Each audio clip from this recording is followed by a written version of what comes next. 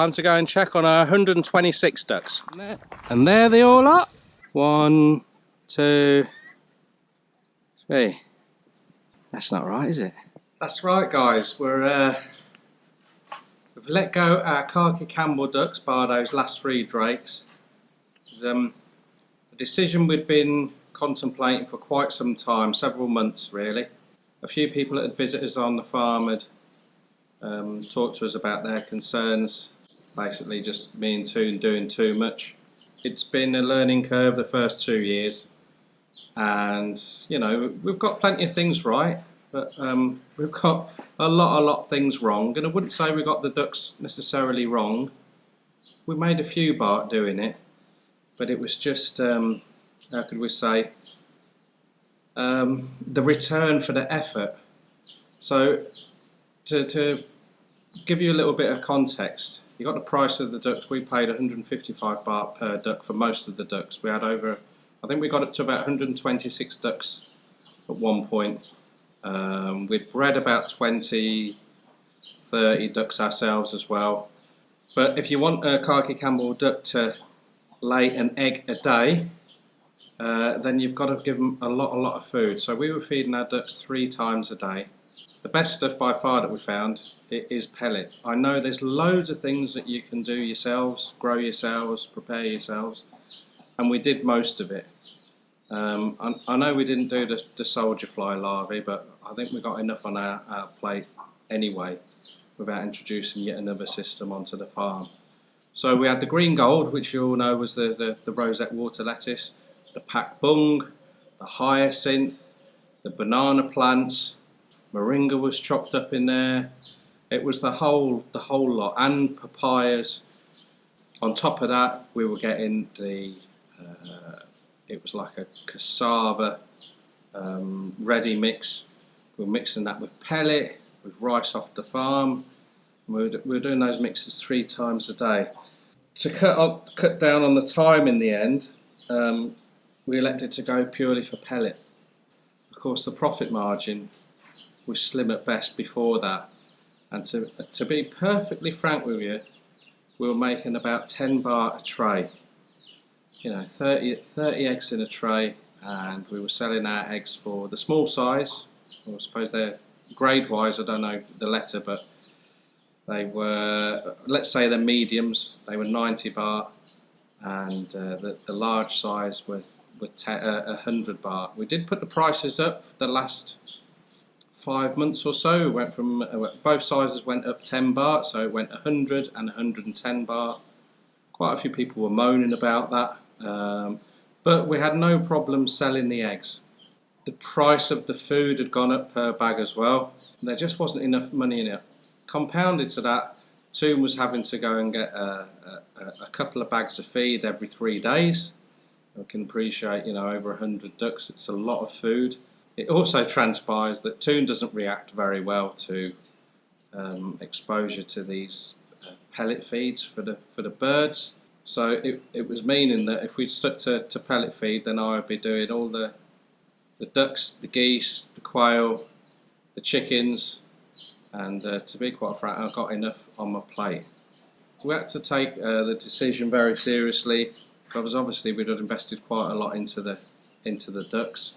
It is by far, I suppose, our biggest loss leader in 2 years on the farm. I don't think, apart from the top, or dak, whatever you want to call it, we lost a few quid on that. Apart from that, it's only really the ducks that we've had a bit of a fail on. So it was a bit of a swallow your pride to let them go, and obviously we do get a few people who think they know everything about farming and would like to voice their opinions on them here on the channel, but I'm not interested. You know, we have a go at these things, and if it doesn't work out, then hey ho. What we have tried to do is sort of research and have a go at quite a few things that have interested us and thought there's a good chance that they might work here in Kampang Pet. If they don't work, then we haven't done them on a big enough scale for it to be a real big impact on us, and we just strike that off the list and on to the next one. So the ducks have gone, apart from those last 3 drakes. Someone came round to get those Last night a couple of guys from Burma, they couldn't catch them. They're supposed to be coming back tonight with their own catapults and throwing nets, and they'll get them out. We're keeping the geese and we're keeping the Muscovies, but we're going to keep the numbers down on Muscovies. Geese are no trouble at all anyway. The beauty of the Muscovies and the geese, you can just give them the rice. So all our Guy Barn chickens, Muscovy ducks and geese, they just get the rice straight off the farms that we buy from the local farmers around here. So it's very cheap. The last lot we got was 6.7 baht a kg. So say 67, say 714, 20, just less than 210 baht for 30 kg. 30 kgs of better grow duck layers pellets were 460 baht. So I know Muscovies don't lay anywhere near as many eggs, but they do lay bigger eggs, and of course there's more meat on them. But to be fair, they only get a couple of cupfuls of that a day, or twice a day rather, and the rest is papayas and stuff like that, and shredded up bananas. If we were doing that to Khaki Campbell, you wouldn't be getting an egg a day, and they would be like that, they'd be wafer thin. So we are starting to sell some of the Muscovies. We've still got the 9 ducklings, so they're growing incredibly fast. So that leaves 1 big drake, adult drake, 6 adult Muscovy girls. Girls are going to start to be knocked off soon. We won't be eating them unless it's me and Toon's mum having a curry.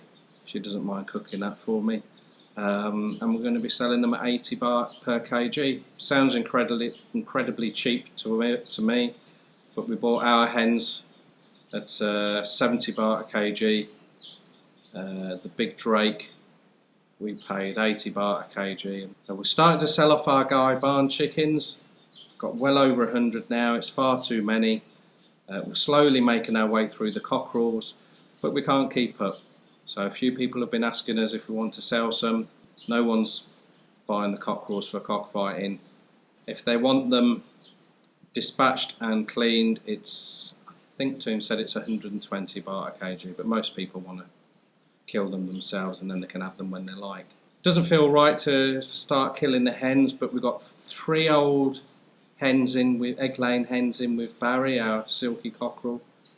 They haven't laid eggs for months now, so they will be on the chopping block, and we're just trying to get the numbers down to be more manageable. Our plans for this year and beyond that, we're going to concentrate on the goats. We can see the figures now. It's far more lucrative than these fine margins with ducks. They cost chuffle to feed, and they're a bigger unit, and we're getting a lot more benefit from them with the manure and clearing the weeds. Of course, it's a bit harder for a python to eat a whole goat rather than a geese or a duck. Once they're locked away at night, dogs can't get them. The monitor lizards aren't eating them, and you know there's no eggs for the monitor lizards to steal. It's a lot more enjoyable farming the goats than it is ducks. Nothing wrong with ducks, nothing wrong with chickens. I quite like them. But when you get big numbers, it's quite an operation, and I think we'd just like to concentrate on having enough chicken for us and enough duck for us, or for me and Toon's mum and little Kai Muk. Anything over and above that, flog it. We're just self-sufficiency with a few baht for spare poultry. So we're not eating humble pie. It's something that we have had a go at. Glad we've had a go at it. I mean, some people have been quite, oh, you call that a duck farm, farming ducks. You've only got about 120, 130 ducks. I would class it as farming ducks. I mean, it's not, you're not doing it for fun. You are doing it to try and make a few quid. It's a bit more than just having half a dozen animals or birds in your back garden and that sort of thing. So it's, you know, we were selling 3 trays of eggs a day normally. We did try to do horse pea eggs, where you got your fermented eggs, and also Khaki Campbell, which is your salted duck eggs, which were really good. People liked them, and then it's like anything. People think you make a fortune, and then they started buying all the normal eggs, fresh eggs from us, and they started making their own kaikims. So what can you do? When we came round to start selling the ducks, we tried to recoup what they cost us. No one interested. And I don't know about some of you guys that are living in Thailand. When the locals know that you want to get rid of something, regardless of what it is, an animal, bird, piece of machinery, anything, no one's interested at your initial price. And they don't mind buying the time. So we started off, we're like, oh, we'll take a 5 baht hit. But we thought we'd try and sell 150. No chance. Absolutely no chance. We're like, oh, okay, we'll just let them go for 100, just to get rid of them. No one. I think it was when Eddie came to visit us and give us a hand collecting the timber from the local old temple up the mountain to do the goat house. And he was saying, you know, maybe just think about taking a hit and getting shut of them, because if you think 3 feeds a day, that's got to be an hour and a half, 2 hours out of your day every single day, you know, and combined with collecting your eggs, going back once or twice, checking for any late bums, we used to call them, because they wouldn't lay those outside the house so the crows can get them. So you need to go back up until about 10 o'clock, make sure that there haven't been a few dropped outside of the house, which normally there were. And of course cleaning out the house and then putting fresh straw back in there. Going down there checking for snakes during the night and monitor lizards. You know, sometimes a duck or two would get out, make sure they haven't gone in the rice farm next door eating their rice. Of course that never happened. The petrol and the time that it would take Toon to go into town, so that would be, well, it's 15 minutes to get there and 15 minutes to get about 5 minutes in the shop. Toon would be gone about an hour and a half for some reason every time, plus your fuel. So it just wasn't, for 10 baht a tray, it just wasn't worth it. And for all the moaning that we used to get from, not everyone, but from quite a few people that used to come and buy the eggs from us, they were devastated when we stopped. Well, they gave the impression that they were really upset that now they couldn't buy eggs from us, and now they've got to go and pay an additional 10 or 20 baht per tray and go and buy them from the market. So they have to pay more now. They won't be as fresh, and of course ours were really healthy ducks. You know, they were outside all the time. They were free ranging, so their diet was brilliant. Yeah, they're really, really good eggs. I will actually miss the eggs, but now we've got enough Muscovies, I'll start noshing on their eggs if they let me get in. So really, apart from that, I mean, what did affect me a little bit, last but not least, was the python incident. And I know we didn't catch it eating a Khaki Campbell, but when we came to sell them, we could see that there were quite a few missing, and none of them escaped. You know, if a duck ever gets out that's been there for quite a few months, it will stay next to the fence or the gate trying to get back in. So we know a few had been gone. They hadn't been stolen. We got Mo the dog down there in security at night, so no one would have stolen any of our ducks. And to see such a, I don't know what the word is, bloody. Well, it was impressive, the bloody size of it, but imposing creature like a python. And you know, it's not the only one round here. When the sugarcane was burnt off just next to us not long ago, 2 big pythons were dead in there. Apparently there's a lot hanging around the river now. Numbers of the monitor lizards are on the increase round here. They've skyrocketed. A lot of the guys that do the hunting the rats at night with their traps, they say it's a waste. Anywhere near water now, it's a waste of time putting their rat traps out unless they stay out all night, because they say they go in the morning and all the rats are gone, the monitor lizards have had them, and they've broken their rat traps. So like a spring loader, like an elasticated trap that they use. So, you know, predators are on the increase round here. I think it's just, you know, long term, I think it was the wise decision to let them go. Right, so that's another update out the way. So what we've done so far, we did the crayfish, Did the quail cage review. We've just done the ducks. I know we haven't done the Mr. and Mrs. Q&A yet. That is going to be soon. We have kept all the questions. If you got any more, pop them on there. What else have we done? We've done the plans for 2020 as well, you know, concentrating on the goats and the goat island and the mother goat shit. So I think I'm just about caught up at the moment. Bamboo, that'll probably only be about a 5-minute update. I think we're all caught up then. One thing that had escaped my memory, although my memory is incredibly good, as you all know, I never ever did the BBJ video, did I? The Benjamin Button juice. So I've been looking to get my blender out. I'll look into that and we'll sort that out for you.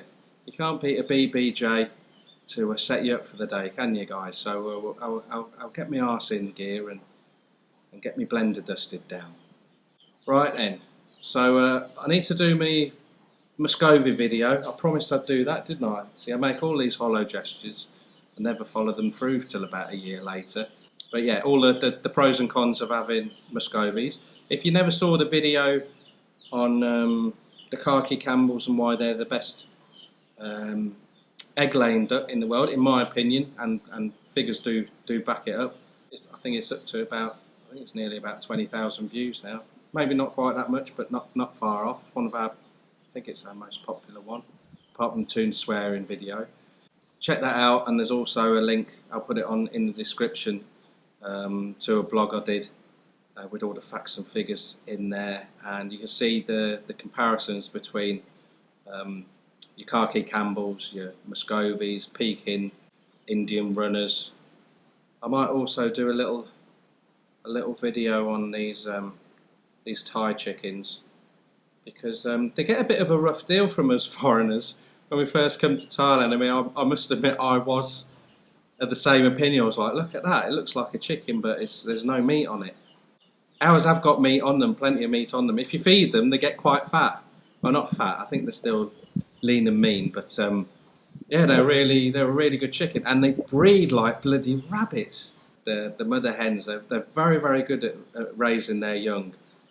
They're good, they all look totally different. So I might do a little video on that. And we've still got my favourite hen, Bitty.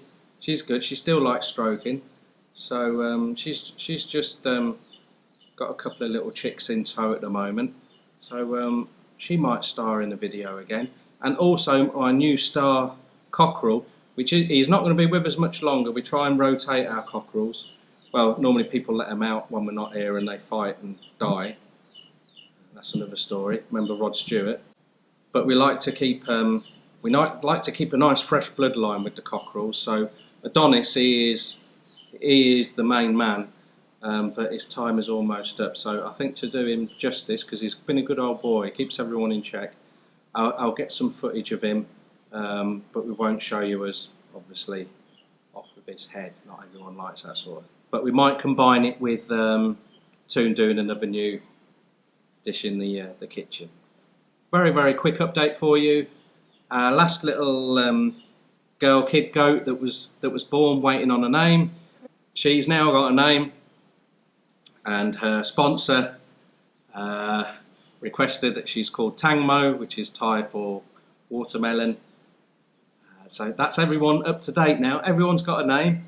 We're just waiting for now Sam, Yo-Yo and Donna. They should be the next three that are going to pop a few kids out for us, hopefully. So we'll let you know when there's more arrivals. Take care, everyone. As always, thanks for watching. Thanks for participating in the comments and giving us thumbs up and all that sort of thing. It does help us. And I hope you have a nice day. Ta-ra for now.